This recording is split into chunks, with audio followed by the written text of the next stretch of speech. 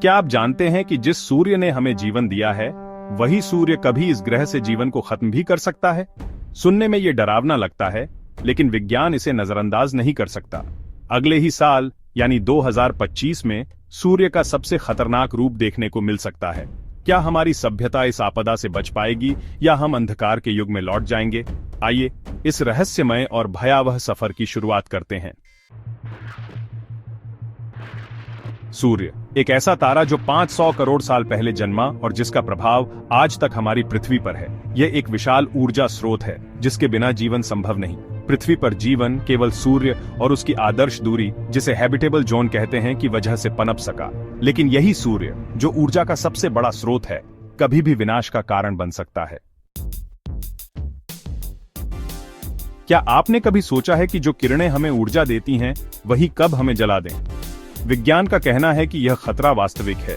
सूर्य से निकलने वाले सोलर फ्लेयर्स और कोरोनल मास इजेक्शन, जो अरबों खरबों टन प्लाज्मा और रेडिएशन छोड़ते हैं, पृथ्वी के लिए घातक साबित हो सकते हैं। लेकिन सवाल यह है, क्या हम इस खतरे को रोक सकते हैं? सूर्य की सतह पर लगातार विस्फोट होते रहते हैं, जिन्हें सोलर फ्लेयर्स कहा जाता है। ये फ्लेयर्स इतनी ऊर्जा रिलीज करते हैं कि करोड़ों हाइड्रोजन बम भी इसके सामने फीके लगते हैं।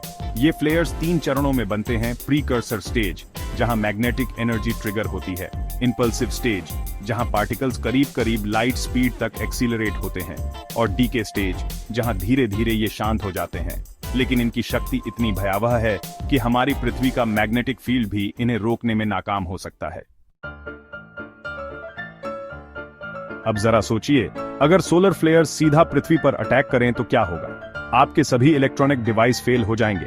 जीपीएस, पावर ग्रिड, इंटरनेट और यहां तक कि सैटेलाइट्स, सब कुछ खत्म हो सकता है। एक भयंकर जियोमैग्नेटिक स्टॉर्म की वजह से पूरा देश अंधकार में डूब सकता है। और अगर ऐसा हुआ तो इस संकट से उबरने में दशकों लग जाएंगे।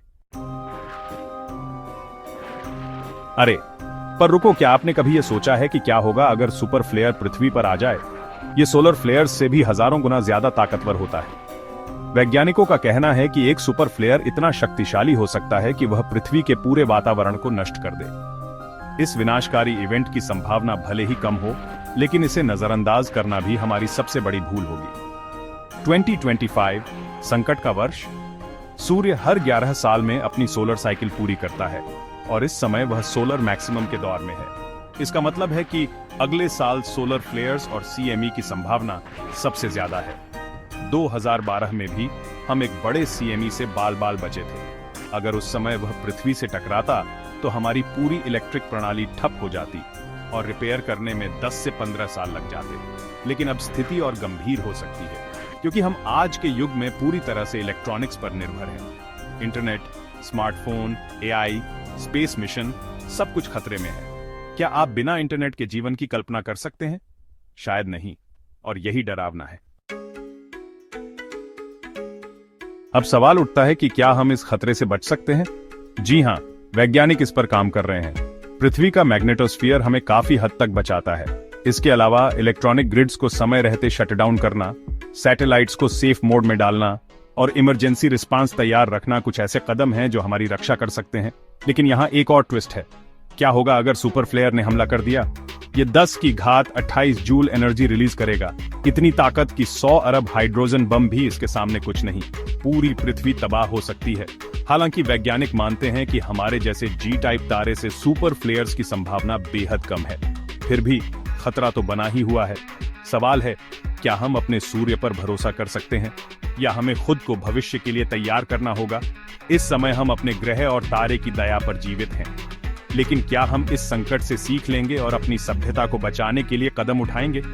तो दोस्तों, इस वीडियो में इतना ही। अगर आप सोचते हैं कि हम इस तरह के खतरों का सामना कर सकते हैं, तो कमेंट में अपनी राय जरूर दीजिए। और हाँ, अगर यह जानकारी आपको रोचक और महत्वपूर्ण लगी हो तो लाइक और सब्सक्राइब करना न भूलें। अगली बार हम और भी रोमांचक वैज्ञानिक रहस्यों के साथ मिलेंगे। तब तक जय हिंद और सतर्क रहें।